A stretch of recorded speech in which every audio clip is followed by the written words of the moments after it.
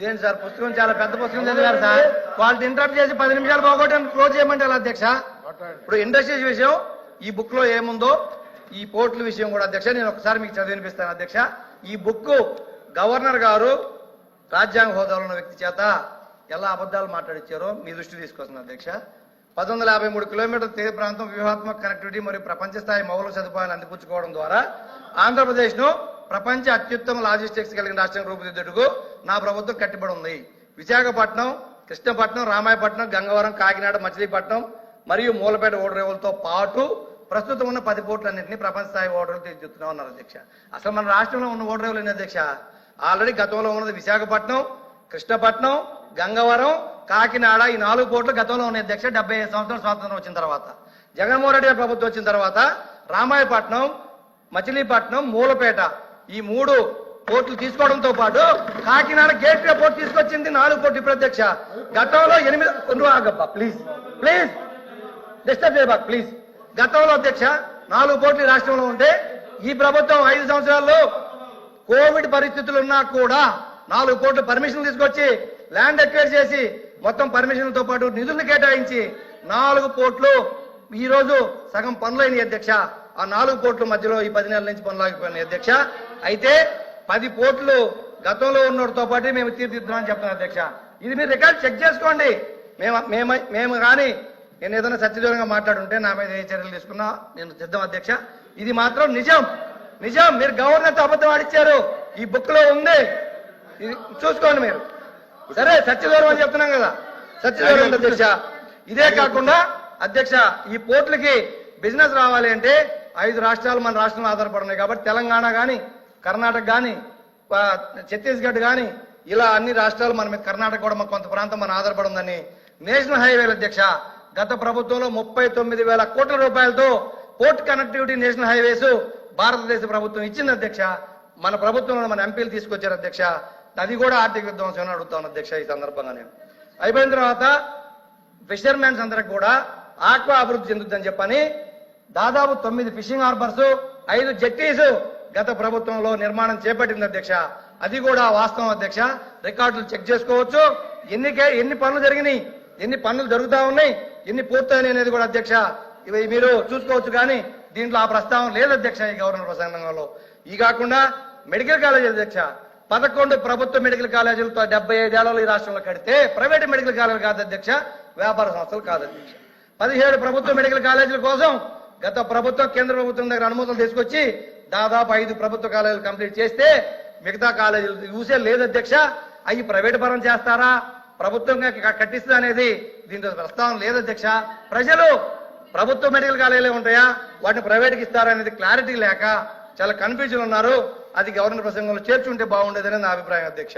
అలాగే టూరిజం అధ్యక్ష, టూరిజం విషయంలోకి వచ్చేటప్పటికి చెప్పండి, మాటలకే పరిమితమైంది కానీ ప్రభుత్వం పాయింట్ కి రిప్లై చెప్పవసరం. లాస్ట్ లో రిప్లైకి అవకాశం ఉంది. వాళ్ళు ఏదైనా తప్పు మాట్లాడితే రిప్లైలో చెప్పండి, మీరు కరెక్ట్ చేయండి. టూరిజం విషయంలోకి వచ్చినప్పటికీ అధ్యక్ష గతంలో కూడా ఇదే సభలో మేము కూడా చెప్పుకున్నాం అధ్యక్ష. టూరిజం మాటలకే పరిమితమైంది కానీ ఇంప్లిమెంటేషన్ లోకి వచ్చేటప్పటికి మేము గతంలో కూడా నేనే అడిగిన అధ్యక్ష. పేద బడుగు బలహీన వర్గాలు ఉన్నారు, తీర ప్రాంత ప్రజలు ఉన్నారు, అటవీ ప్రాంత గిరిజనులు ఉన్నారు, వాళ్ళందరికీ అవకాశాలు ఇవ్వండి, టూరిజంలో వాళ్ళందరూ ప్రోత్సహించండి అని చెప్పి మేము గతంలో కూడా అడిగాం అధ్యక్ష. దాని మీద కూడా ఓరకు మేము అభివృద్ధి చేస్తామనే మాట తప్ప ఎక్కడ ప్రాక్టికల్ గా ఈ పుస్తకం కనిపెట్టదు అధ్యక్ష. శాంతి భద్రతల విషయంలోకి వచ్చేటప్పుడు అధ్యక్ష ఇప్పుడు అందరూ మా సభ్యులు మాట్లాడారు అధ్యక్ష. ఈ పుస్తకంలో 35,000 మంది అని గవర్నర్ గారి ప్రసంగం లేదు అధ్యక్ష. కానీ నాకైతే కొంత విషయం తెలుసు అధ్యక్ష. గతంలో వీళ్ళు ఎప్పుడైతే అపోజిషన్ లో ఆరోపణలు చేశారో ఆ ఆరోపణలు 35,000 మంది మిస్సింగ్ అయినారని డిప్యూటీ సీఎం గారు కూడా ఆరోపణలు చేశారు అధ్యక్ష. ఆ టైంలో చేసినప్పుడు డీజీపీ ఆఫీసు గత పోలీస్ డిపార్ట్మెంట్ వాళ్ళే ఎక్కడ ఇది సత్యదూరం కానీ మిస్సింగ్ కేసులు నమోదైంది 700 మాత్రమే నమోదైనాయి. అవన్నీ కూడా కిడ్నాపులు కానీ వేరే కాదు రకరకాల కేసులు నేను చెప్పడం జరిగింది అధ్యక్ష. ఆ 700లో కూడా ఉదాహరణకి చెప్తున్నా అధ్యక్ష, ఉదాహరణకి ఉదాహరణకి పవన్ కళ్యాణ్ గారు గవర్నమెంట్ వచ్చిన తర్వాత వాళ్ళ మదర్ వెళ్ళి కంప్లైంట్ ఇస్తే వాళ్ళు కాశ్మీర్ లో ఉంటే ఆ అమ్మాయి ఎవరినో ప్రేమించి పెళ్లి చేసుకుని కాశ్మీర్ నివాసం ఉంటే ఆ పాపం తీసుకొచ్చిన తల్లిదండ్రులకు కూడా డిప్యూటీ సీఎం గారే అప్పచెప్పిన సందర్భం చూసాం అధ్యక్ష. మీకు తెలుసు అవి కిడ్నాప్లా, మిస్సింగ్ కేసులా, వేరే డిఫరెంట్ కేసులు మీరు మీ శాఖలో మీరు పరిశీలించుకోండి. అవి దీంట్లో లేవు అధ్యక్ష. ఇదే కాకుండా ఫైనల్ లాస్ట్ అధ్యక్ష, లాస్ట్కి అధ్యక్ష, ఇవన్నీ ఒక ఎత్తు అయితే ప్రజాస్వామ్యంలో మనందరం ఉన్నాం. మనందరం ప్రజాస్వామ్యబద్ధంగా ఎన్నుకునే మాధవ్ గారు, ఒక్క నిమిషం సార్, దయచేసి చాలా ఇంపార్టెంట్ సబ్జెక్ట్ సార్. ఈ పుస్తకంలో నిన్న అందరూ మాట్లాడారు.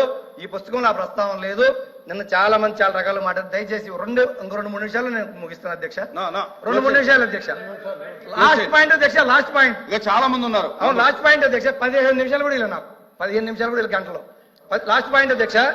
ఒక్క అధ్యక్ష, లాస్ట్ పాయింట్ మీరు అధ్యక్ష, ఇది అందరూ వినాలి అధ్యక్ష.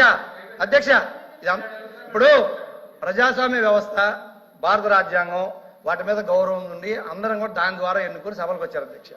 చాలా విచిత్రంగా మాట్లాడుతున్నారు అధ్యక్ష. నిన్న గవర్నర్ స్పీచ్ అయిపోయిన తర్వాత అందరూ బయటకు వచ్చేసి ఏంటంటే ప్రభుత్వం ఒకటి ఉంటుంది అధ్యక్ష, ప్రతిపక్షం ఒకటి ఉంటుంది అధ్యక్ష. ప్రభుత్వం అంటే ఏంటి? అధికారాన్ని వాళ్ళు భాగస్వాములు కావచ్చు, వాళ్ళు కావచ్చు పంచుకొని ప్రజల చేత ఎన్నుకోబడి ప్రభుత్వంలోకి వచ్చారు అధ్యక్ష. ఒక్క నిమిషం ఎన్నుకోబడి వచ్చారు.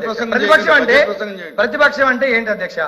పిఎస్సి చైర్మన్ ప్రతిపక్షం వాళ్ళకి ఇచ్చేది భారత రాజ్యాంగం ప్రకారం, ప్రజాస్వామ్యం ప్రకారం సాంప్రదాయం అధ్యక్ష. అధికార ప్రభుత్వానికి అధికారంలో భాగస్వామ్యులుగా ఉన్న వాళ్ళకి, మంత్రులుగా, డిప్యూటీ సీఎంలుగా ఈ సభలో ఉన్న వాళ్ళకి ఎలా పిఎస్సి ఇస్తారు? ప్రతిపక్షం ఏది అధ్యక్ష? లేదనుకోండి, వాళ్ళే ప్రతిపక్షం రావాలనుకుంటే వాళ్ళు రాజీనామాలు చేసి మంత్రులు, డిప్యూటీ సీఎంలు వచ్చేయండి. అంతేగాని ఇలా ఎవ్వరి నోటికొచ్చిన మాట్లాడి ఈ రోజు గవర్నర్ ప్రసంగంలో రాష్ట్రానికి సంబంధించింది ఏదీ లేదు. ఇంకొక విషయం అధ్యక్ష, గత ప్రభుత్వం అన్నారు వడ్డీలు కడుతున్నామన్నారు. గత ప్రభుత్వం వడ్డీలు కడుతుంది వాళ్ళు చేసిన అప్పులకి, మేము చేసిన అప్పులకి, మేము కట్టే వాళ్ళు చేసిన అప్పులకి 3.5 లక్షల కోట్ల అప్పు 19 నాటికి ఉంటే 1 లక్ష కోట్ల బాకీలు పెట్టిపోతే ఆ బాకీలు 19-24 మధ్యలో జగన్మోహన్ రెడ్డి ప్రభుత్వం తీర్చింది. ఆ 3.5 లక్షల కోట్లకి మేము వడ్డీ కట్టాం 5 ఏళ్ళు. మంత్రి గారు, హోమ్ మినిస్టర్ గారు అయిపోయింది, కూర్చోండి. అధ్యక్ష, ఇందాక లోపి గారు కూడా చెప్తూ ఇది గవర్నర్ గారు. కూర్చోండి మాధవ్ గారు, కూర్చోండి. చెప్పు హోమ్ మినిస్టర్ గారు. అధ్యక్ష, ఇక్కడ ఒక 2 విషయాలు అధ్యక్ష. అంటే గవర్నర్ గారి స్పీచ్ కి సంబంధించి ధన్యవాదాలు తెలిపే తీర్మానంలో ఏదైనా సభ్యులు సత్యదూరం, క్షమించండి అధ్యక్ష, సత్యదూరానికి సంబంధించిన అంశాలు చెప్పినప్పుడు కంపల్సరీగా మేము చెప్పాల్సిన బాధ్యత ఉంది. కంపల్సరీగా రిప్లైలో ఎవరైతే మంత్రి గారు చెప్తారో వాళ్ళందరూ కూడా చెప్తారు అధ్యక్ష. ఇప్పుడు మన సభ్యులు మాట్లాడినప్పుడు ప్రతిపక్ష హోదా గురించి మాట్లాడారు అధ్యక్ష. ఎందుకు ఈ సభలో మాట్లాడుతున్నానంటే ఆయన ఈ సభలో ఎత్తారు కాబట్టి విషయం చెప్పాలి అధ్యక్ష. ప్రతిపక్ష హోదా రావటానికి వాళ్ళకున్న సభ్యులు సరిపోతారని వాళ్ళకు వచ్చిన రూల్ బుక్ లో ఎక్కడైనా అధ్యక్ష. అధ్యక్ష చెప్పాలి. గురించి, ప్రతిపక్షం గురించి అంత గట్టిగా మాట్లాడుతూ నిన్న గవర్నర్ గారి ప్రసంగంలో తమరు ఉన్నారు అధ్యక్ష. అధ్యక్ష, గవర్నర్ గారి ప్రసంగంలో తమరు ఉన్నారు. ఒక పక్క మీరు, ఒక పక్క స్పీకర్ గారు, ఒక పక్క గవర్నర్ గారు మాట్లాడుతున్న సందర్భంలో ప్రతిపక్ష హోదా కావాలి అని చెప్పి అడగడం అన్నది ఎంతవరకు సభ్యత అధ్యక్ష? వీళ్ళు సభ్యత సంస్కారాల గురించి మాట్లాడుతున్నారేంటి అధ్యక్ష? ప్రతిపక్ష హోదా అనే విషయం ఈ సభకు సంబంధించింది కాదు. అది ఆయన మాట్లాడారు అధ్యక్ష. ఎవరు మాట్లాడారు చెప్పాలి. ఎవరు మాట్లాడినా కరెక్ట్ కాదు. ప్రజలు ఇవ్వలేదు ఈ రోజు. చంద్రబాబు నాయుడు గారు, పవన్ కళ్యాణ్ గారు, గవర్నర్ గారు ఇచ్చింది కాదు అది. ప్రజలు ఈ రోజు ప్రతిపక్ష హోదా ఇవ్వలేదు. మీరే ఒకనొక సందర్భంలో అధికారంలో ఉండేటప్పుడు అటు నుంచి తీసుకుంటే ప్రతిపక్ష హోదా పోతుంది, చంద్రబాబు నాయుడు గారు పోతుందని మాట్లాడారు. మరి ఆ రోజు రూల్ అండ్ రెగ్యులేషన్స్ తెలియదా? ఆ రోజు సత్యబాబు గారు పెద్ద ఆయన సభలో ఉన్నారు అధ్యక్ష. అర్థం చేసుకోవాలి అధ్యక్ష. ఎక్కడ పడితే అక్కడ దీని గురించి మాట్లాడితే మేము మాట్లాడతాం.